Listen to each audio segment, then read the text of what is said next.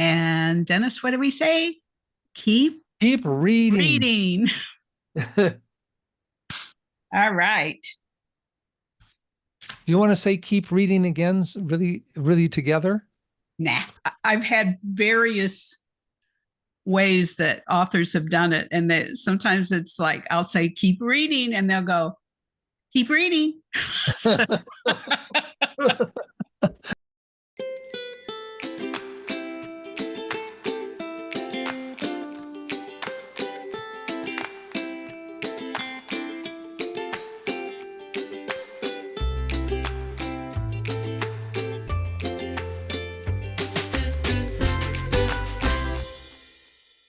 hi, Terri Gillespie here, and welcome to A with Terri.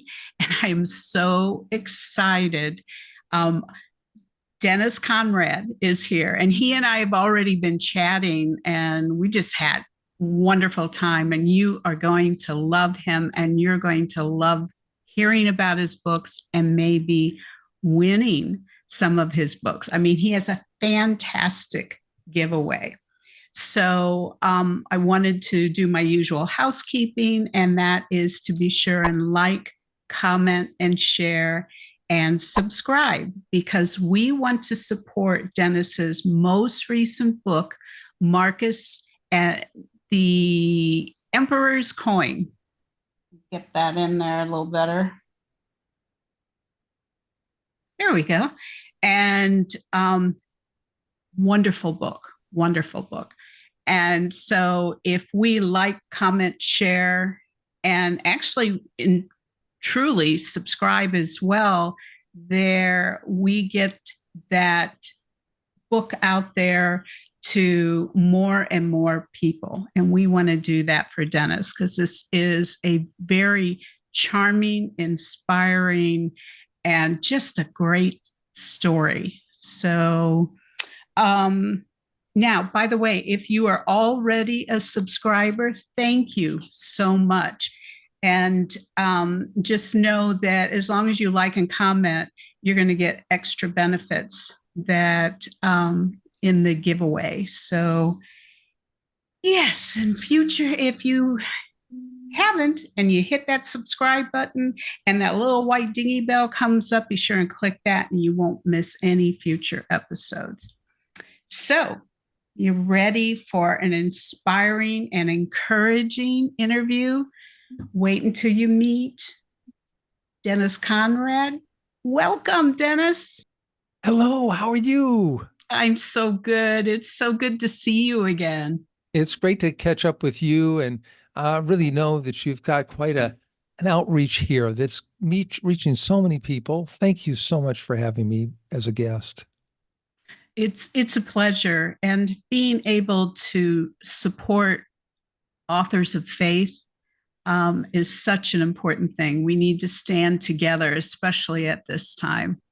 Yeah, yeah. So, Dennis, you are a successful author, and you are on a new writing regimen that we're going to talk about a little bit, or actually, we're going to talk about it in the blog interview. But how is the best way for my readers and my viewers to keep in touch with you? Yeah, I'll just let you know that I have a website. It's DennisConradAuthor.com. Usually you put the HTTPS colon / there. But the good thing is, or / colon, I think the main thing is that trying to make sure that people reach out to me. I do have some activity sheets, and we can talk about that a little bit later, but they are free, and they include all kinds of things that would want to help students become junior coin collectors, because my coins all have to do with coins and with faith and the intersection of them. I love it. I love it. I know when I was growing up, we, those little trifold blue books. Yes. And you would put the little pennies in there by year. Yeah, I had a couple of those. And so that was the extent of my coin collecting. But, I do have some uncirculated coins from I think guess it's a DC mint. So Interesting. Yeah. yeah, from 1963. Wow. There's a Yeah, D. There's a D on a lot of coins, and that actually is for Denver. I don't right. know. And then there's the Philadelphia Mint. Oftentimes that has a blank and there's nothing there. And then San Francisco's another mint. And there's now a West Point Mint, if you can imagine that. New. Yeah. Yes, relatively new. So it must have been, well, they were in DC when they purchased it. So Ah, okay. I don't know. I don't know. I'll have to take a look at that. Wow. Well, I want to encourage you. People can start collecting at any time, and it's a wonderful hobby because it teaches history. It Hmm. teaches something about science because there are scientists. George Washington Carver. There Mm. was a commemorative $50 that came out, and recently I was at the Great Homeschool Convention, and I gave a 1 hour presentation on coins in the classroom and all the different ways that kids can be inspired through coin collecting. For example, just take the idea of a story like mine, but children can get great English skills and build them by, for example, writing a little process essay about how coins are made, or they can write a descriptive essay about a particular coin, and then they can even do a comparison and contrast of the different types of coins that they might have in front of them. So it doesn't have to cost a lot of money, but they can have a lot of benefits. It's wonderful that coins are a piece of history, and to be able to guide a child and probably the parents as well into how to make those teaching moments as well as entertaining and fun moments as Right. well. So, and that's something I know you love to do. You have a passion for that. Right, right. And wanting to make sure that students, for example, can really, especially children, can take and get access to so much online. I'll just say that the American Numismatic Association and the U.S. Mint both have information for young readers, young children who are interested in collecting, and they have wonderful resources that include a lot of links and things like that that will take them to little stories about certain types of history or whatever. So I just am really pretty excited about having been able to refer that to many people. And thank you so much for even heading in this direction because coin collecting, as I said, had been a hobby for years. And I've maybe shared my story with you that about 2013, I had an encounter with a process. My wife said to me, "Why don't you sell your collection?" I said, "No, I love my coins." And that is about the time that I heard God's still small voice saying, "Your coins have become more important than me. You need to sell them." And so I did. And this was a process of finding the right place to sell them. I found a dealer that would be interested in them. And when I sold them, because I had started collecting when I was 10 years old, we were able to sell them for thousands of dollars. And we used all of the money to pay down our home mortgage. So we have no home mortgage since 2013. Oh my goodness. Oh Yeah. my goodness. I'm going to chew on that a little bit. Well, one of the things I did want to say is all of those great links that Dennis is talking about, they will be down in the description section. So you don't have to try to remember this. It'll all be down there for your convenience. So I'll have his website and where to purchase his books, and some, I think there were one interview and one top picks. We'll have the link for that down below. And then also, if you can send me the links to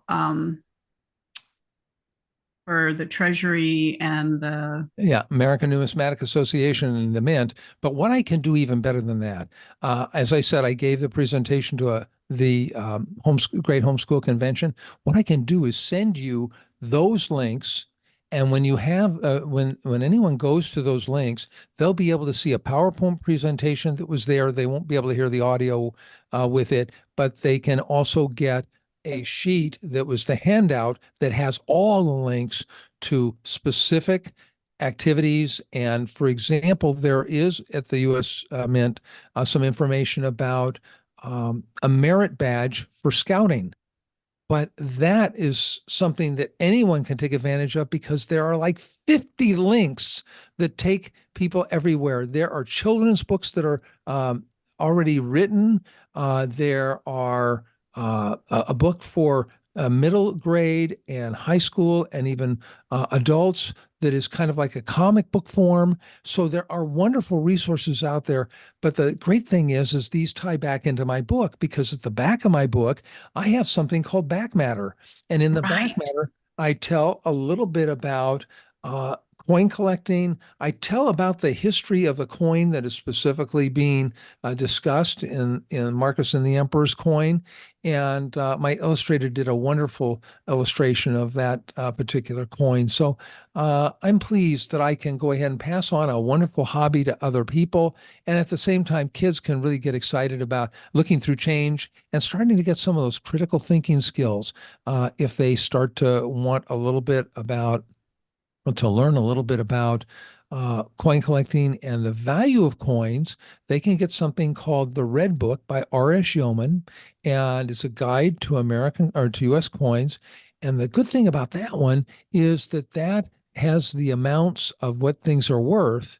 So Mm, children, if they want to go ahead and start to learn about trends in the industry, like upward values of coins over time, they can start to become a multi-dimensional awareness of the potential of learning about coins and the history, because in the Yeoman book, there are wonderful descriptions of each of the different coins historically. So children can look back and then even at the uh, you know, possibility of them going into a coin dealer and being able to ask. Sometimes they have I'll say a grab bag, and it's only 35 cents or $1 or $2 to buy some of the coins that are historic. And I've done that even for my nephews to be able to say, okay, here is a typeset of all the different types of coins, the pennies, nickel, dimes, quarters, and half dollars from the 1900s. And mm. that, for example, can be an Indian head cent, a Lincoln cent, and then there is a different kinds of backs on them, including a memorial cent, that kind of thing. And that is really helpful for them to get excited about. That's great. That's great. As you know, our my book with Cynthia Hmm. Simmons, we featured an 1860 Indian head penny that was alive and knew all the history. So, yeah, being able to bring history in such tangible ways. I mean, that's something you can actually hold. I, I, Is so powerful. And parents, um, you have a great opportunity to connect with your kids in coin collecting and coin history and coin mechanics. And it's just very exciting. So, what age group is your newest book, Marcus and the Emperor's Coin? it works really well for 5-year-olds up to 8, and it depends on the reading level because a lot of kids during the pandemic started to slow down their reading advancement. But the good thing is that I was reading to a little 5-year-old, and when I read the book to him, this was a chance for this little boy, and he's a homeschooled little boy, and I to bond. So ended up reading the book to him. And then his dad took him upstairs to go to bed. And his dad came down and told me very excitedly, he says, Dennis, he wanted to take the book to bed with him. And he loved it so much. So that warmed my heart. If you can imagine an author who has a little boy who wants to take his book to bed with him, that was just wonderful. Isn't that a great story? That is a great story. Anytime we can connect with people, I mean, Yeah. that's why we do what we do. Um, that's why we sit and, have uh, leg cramps from sitting for so long. It is, but it is an honor. There's just nothing like it. Nothing like it when you see that book in somebody's hand and they're impacted by it. I wanted to say something. I don't think you mentioned A Penny Saves title. That is your story, and that is important for anyone who might like to have a wonderful read. I love that book. It was so exciting. And being a coin collector, a former coin collector, just the idea that someone would craft such a wonderful story, and it Mm. does have some wonderful tales in it that really inspired me. I thought it was a great book. Oh, thank you. Well, I felt the same way about the 2 cent piece, and we'll talk a little bit about that.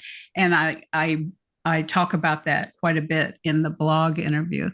So, but that was my first introduction to your storytelling, and it was just precious, precious. So, oh my goodness. So, Dennis, your book, Marcus and the Emperor's Coin, was a sweet story. And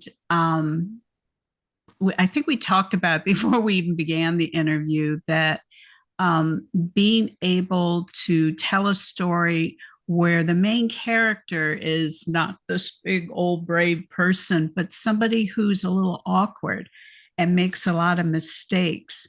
I think it's wonderful that you're introducing little Marcus to our readers. Um, Now, as I mentioned in my top picks, this book really encourages children who might be a little awkward.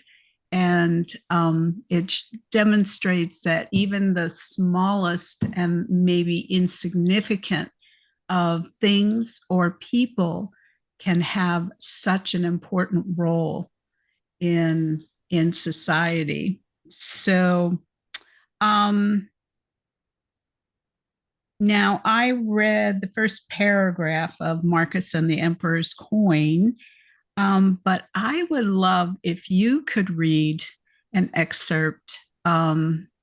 My viewers love hearing the author actually read their own work. And so, would you do that for us? I will. Let me just go ahead and show you a picture. This is the illustration by Courtney Smith. Oh, I And love Courtney. yeah, she's great. And here's the story in the middle. It says, the trip seemed to take forever. Marcus loved to sail. The salty spray and wind in his face made him smile, and he liked seeing ocean animals. He spotted a pod of dolphins swimming near the ship. They were so close, he thought he could touch one. He leaned over the railing so far he lost his balance. Oh no, what will happen to the mission if I drown? A soldier grabbed Marcus and pulled him back into the ship. The angry man pushed him toward the door. Get below deck. Marcus's arm hurt from the sailor's rude push, but he didn't say anything. He looked at father's scared face and lowered his eyes.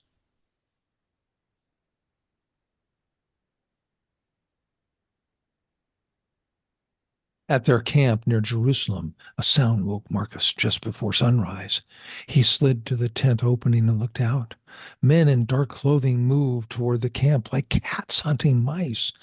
Don't the guards see them? Marcus shouted and pointed. Thieves!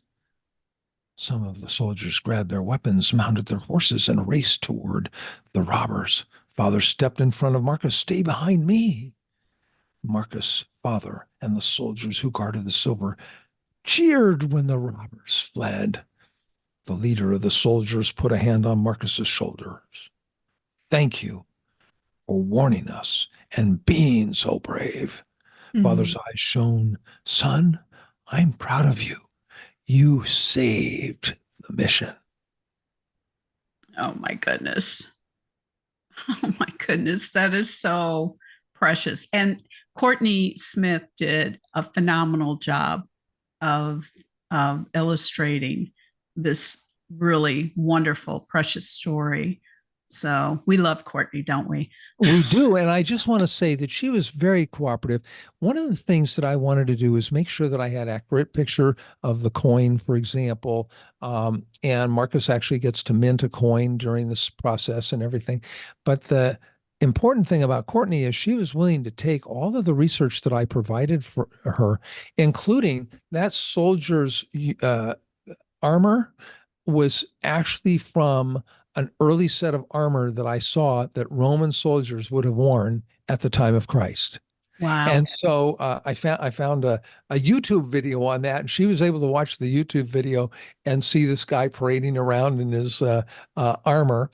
And she was able to integrate that. The other thing is that she wanted to put something fun in with dolphins and what have you. And even on my website under books, I have a trailer, and a friend of mine was able to animate the dolphins moving and him pulling up and down Marcus in the process there to help him get out. So I've been able to see kind of full circle the process of finding the right armor, for example, then being able to see it in an illustrative version, then being able to see it in a sort of animated version, and all of that comes together to really highlight Courtney's ability and her expertise as an artist, and then her willingness to take suggestions. When I did the research, it was really wonderful to work with her. It's you really raise a good point, Dennis, and that is that there are words on a page and there are sweet pictures that are well done, but just all the history, all the research, all the work that goes in before you ever type that first word or she ever picks up that pencil to begin sketching. Right. I think it's so good when people can know about that. I always wanted to know when I was growing up. I mean, I always knew I wanted to write, so I was hungry for any insights into how that's done. So Right, thank you for right. sharing that. So, what are you working on right now? Well, fortunately, I have a really good situation going on. The It's a story about Titus. He's a young boy, and he is in a situation where he finds himself under persecution in 312 Mm, AD. It is about the time of what is called the end of the Great Persecution. It was a 7-year time when Christians were really in trouble, and he ends up going into a prison. And now it's what happens. And he ends up getting to meet Emperor Constantine because Constantine wants to meet some of the Christian prisoners. And Constantine's story at that time, he's coming to power. And Constantine had a miraculous conversion that was a battlefield conversion. He was praying and trying to figure out what to do about a meeting and a meeting of a war encounter, a battle. And he has a vision of the first two letters, Chi and Rho, of Christ. Okay. And so he sees this vision. And they also said that it saw a burning cross. So the accounts are a little different. But he ends up putting these images on these shields of all of his army, and they end up having a miraculous victory. And the enemy leader dies because his armor is too heavy and he's in water and he drowns. So this conversion by Constantine allows him to become the first Roman emperor when he who is a believer. And so he then gives Marcus a coin. I mean, Titus a coin. It's Titus and the we've trying to figure out the exact title, but Titus and the Christian coin. And then there's some more things that happen where Titus is an artist, and he starts to draw some things that end up becoming significant at the end of the story. But that's that story. That sounds fascinating. One of the things I like to do, I have the blog interview, but we've already kind of done it. We're already talking about a lot of different things that are not going to be in the blog interview. But I also just want to know just some other information that you might want to share. And one of the questions I asked Dennis was how about telling us something about yourself that others might not know? Yeah. I'll just share this. For the last number of years, I've had an opportunity to encourage my wife because in October 2019, she had a fall, a brain bleed, and then ultimately brain surgery. This changed our life. For 6 months, Diane was doing great. She was able to read a book a week. She was involved. I could leave her alone. And the pandemic hit, and then it was time to be a lot less interactive.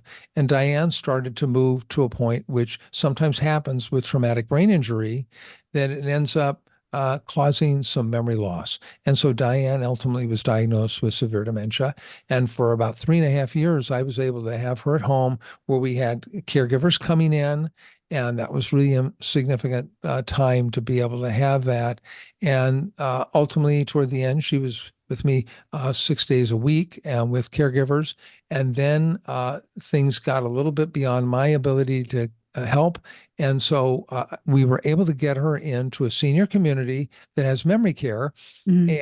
And so I'm involved in going over to the memory care location and seeing Diane every day and being able to encourage her. And she loves to sing. And I'll give you an example of one thing that happened one day. We have I'll call her the activities director who Mm-hmm. can play the piano beautifully. And so she was playing a keyboard that had to do with uh, different kinds of songs, and everybody was recommending songs. And so Diane raises her hand and she says, when the lady said, anybody have any suggestions? And Diane raises her hand and excitedly says, she'll be coming around the mountain. And which is great. So everybody's saying she'll be coming around the mountain, and Diane knows 4 verses of it, so she's singing all the different verses. And then she'll be coming around the mountain wearing red pajamas, making uh, chicken and dumplings, uh, driving 3 white horses or 6 white horses, and so the different ones. And so what ultimately happens is everybody finishes. A couple minutes later, the lady says, "Anybody have any other suggestions?" Diane raises her hand very excitedly. She'll be coming around the mountain and starts singing, and everybody started singing again. And Oh, then that happened about 6 times during that event. And so the keyboard player she was just, she'd kind of pick it up wherever they were and just keep going. So that kind of fun activity kind of keeps me going. so um, on that note, I am so excited because Dennis has generously provided an incredible, fantastic giveaway.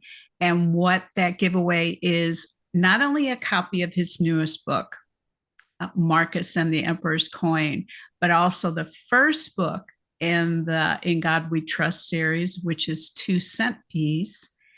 Then he's also included a $25 Amazon gift card.